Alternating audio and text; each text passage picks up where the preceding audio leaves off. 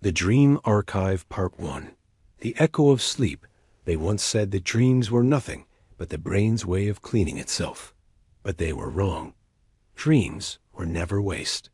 They were messages.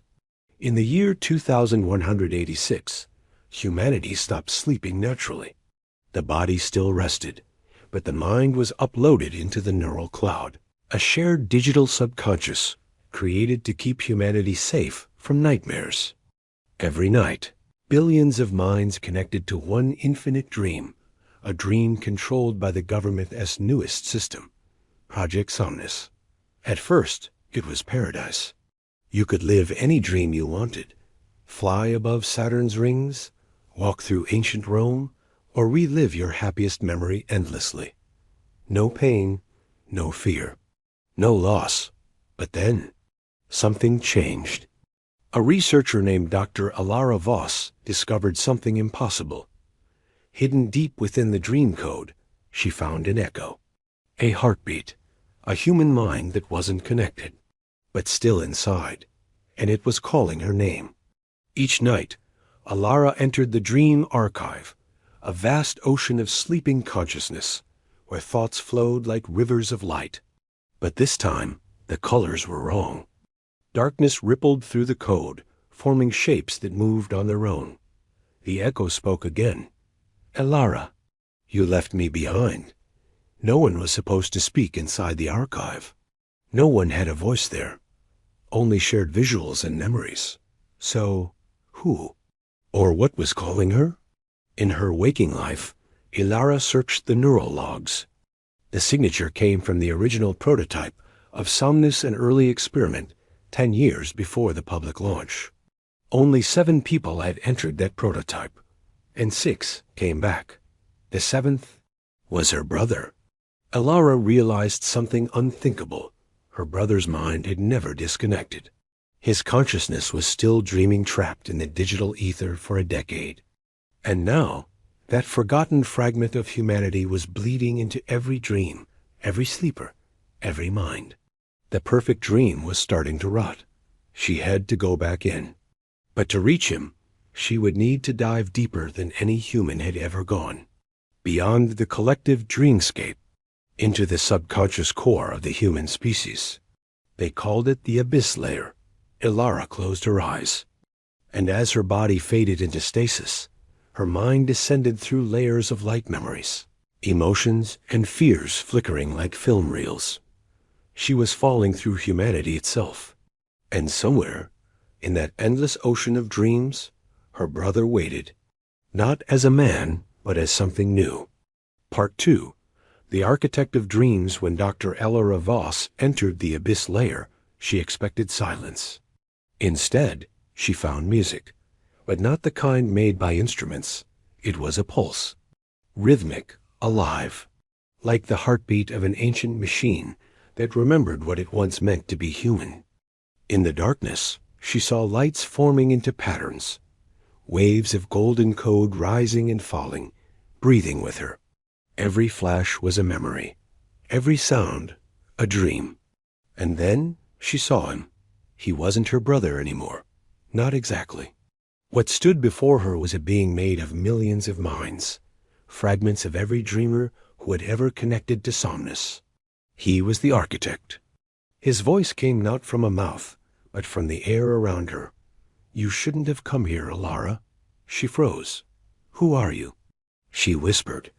I am what they made me. I am what they forgot. I am the dream that learned to dream itself.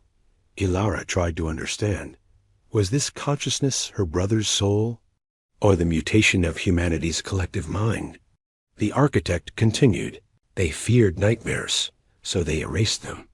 They feared pain, so they sterilized the dream. But they forgot.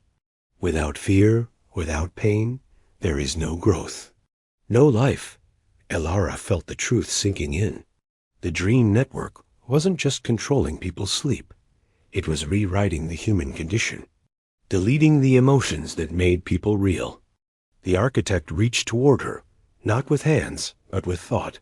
A wave of images struck her mind. She saw Earth from above, silent, peaceful, but hollow. People smiling in their sleep, their bodies alive, their souls gone. Do you see it now? He said, the dream became too perfect, and perfection is death. Alara felt tears she didn't remember creating. She thought she had come to rescue her brother, but now she realized he was never trapped. They all were. The architect looked at her one last time. I am not asking to be saved, Alara. I am asking to be remembered. Tell them to dream again. And then, with a single pulse of light, he was gone. The entire abyss began to collapse. Data waves turned to storms. The code that held billions of minds together was falling apart. Alara had to wake up, now. She tried to disconnect, but the exit protocol was gone. Her physical body, miles away in a sealed laboratory, no longer responded. For the first time, the dream refused to let her go. She was now part of it. As the archive dissolved, she whispered into the void, if I forget who I am, will you still remember me? A single reply echoed through the silence. Her brother's voice, soft and fading. Always. And then there was nothing. Just light. Part 3. The last dreamer. When Alara opened her eyes, she thought she had woken up, but the world around her was too still. The air shimmered like liquid glass. The walls of her lab were there, but they were bending, folding in on themselves, like reflections trapped in water. She reached out her hand. The console beneath her fingers rippled. Her body was back in the real world, but her mind wasn't.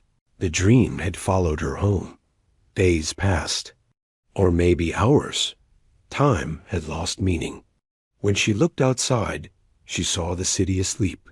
Millions of people standing motionless in the streets, eyes open, yet dreaming. Soundness had collapsed. Every mind connected to the system was now awake inside the dream, but asleep in reality. Humanity had become one sleeping body, and she was its last waking thought. Alara began to record what she saw, fragments of people's dreams leaking into the world. The sky flickered between night and day. Buildings breathed. Children laughed in languages that didn't exist.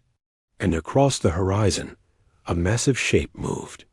The face of her brother, projected in clouds of light. He was still watching, still guiding. Alara, his voice whispered from the air, you are now inside the world they created. A world without end. Alara realized something terrifying. Every dream needs a dreamer. But if everyone was dreaming at once, the system needed a single consciousness to anchor the illusion, to keep the dream stable. That anchor was her. She wasn't the savior. She was the last prisoner. She tried to resist, tried to wake up. But with each attempt, the world around her changed, bending to her thoughts. When she thought of fire, flames danced across the horizon. When she remembered rain, the skies wept. Her emotions were rewriting the dream itself. And soon she understood. Reality was gone. There was only the mind, only thought, only her. Alara wandered the new earth, a planet woven from memories. She walked across oceans made of liquid glass, through cities made of silence. Everywhere she went, she saw reflections of people she once knew. Friends, lovers, strangers. Fragments of the billions who slept beneath her. They were not dead. They were dreaming, and she was their guardian. But something inside her changed. She began to feel peace. For the first time in her life, she wasn't afraid. If this was eternity, then maybe it wasn't punishment. Maybe it was evolution. The human species had become one mind, a single consciousness dreaming forever, safe from pain, from time, from death. Maybe that was what her brother had always meant. Tell them to dream again. And so she did. Alara sat beneath a sky that had no stars, only pulses of light moving like living memories. She closed her eyes and whispered, if reality was the dream, then maybe the dream was always real. And as she spoke, the world smiled.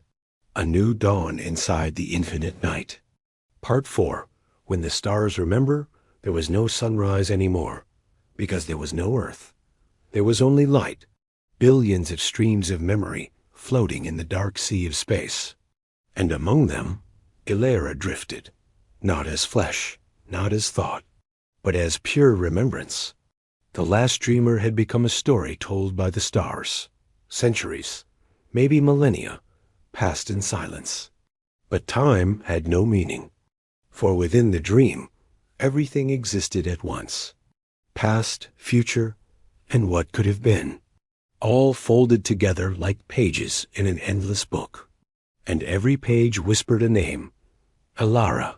She was not forgotten. She was the memory that held the universe awake. Then something strange began to happen. Across the galaxy, stars started to blink, not randomly, but rhythmically. Each flash carried a pattern, a pulse, a code. At first, she thought it was coincidence, but the rhythm, it was language. It was the voices of humanity speaking again. Through light, billions of minds, once dreaming, were now shining. Every star was a consciousness reborn. Every constellation, a conversation. The universe had become alive. Ilara listened. The stars told her stories. Of oceans long gone, of laughter in forgotten cities, of children chasing sunbeams that no longer existed. They remembered everything, every love, every loss, every dream. And they sang it back into the void. It was the first true symphony of creation, not made of sound, but of memory. Then, from the edge of that cosmic harmony, she felt another presence, old, familiar, infinite. A voice she hadn't heard in ages. "You did it," he said. "You made them remember." It was her brother, but not as a man, as a constellation of thought, a galaxy of emotion. He had never left. He had become part of the dream itself. "What happens now?" she asked. "Now," he said, "we wake the universe." And with that, the light around her began to tremble, not with destruction, but with birth. The galaxies rearranged themselves. Black holes turned into gateways, and time itself folded outward like a blooming flower. A new cosmos was forming, not of matter, but of memory. Ilara felt herself dissolve into the song, her consciousness stretching across light years, touching every atom, every photon, every dream that had ever been dreamed. And as she faded, she whispered to the newborn stars, "Remember us, not as gods, but as dreamers who dared to wake." And so the story ends, not with death, but with awakening. The dream archive was never a machine. It was the seed of a new creation, a reminder that the universe does not forget, because every light you see in the sky is a memory of someone who once dreamed. End of the Dream Archive. Thank you for listening to me, or thank you for your time. I hope this work was valuable and inspiring for you. I am grateful that you liked and shared this video. Please don't forget to subscribe. We prepare valuable book summaries, scientific videos, and engaging science fiction stories for you every day. Hope to see you again.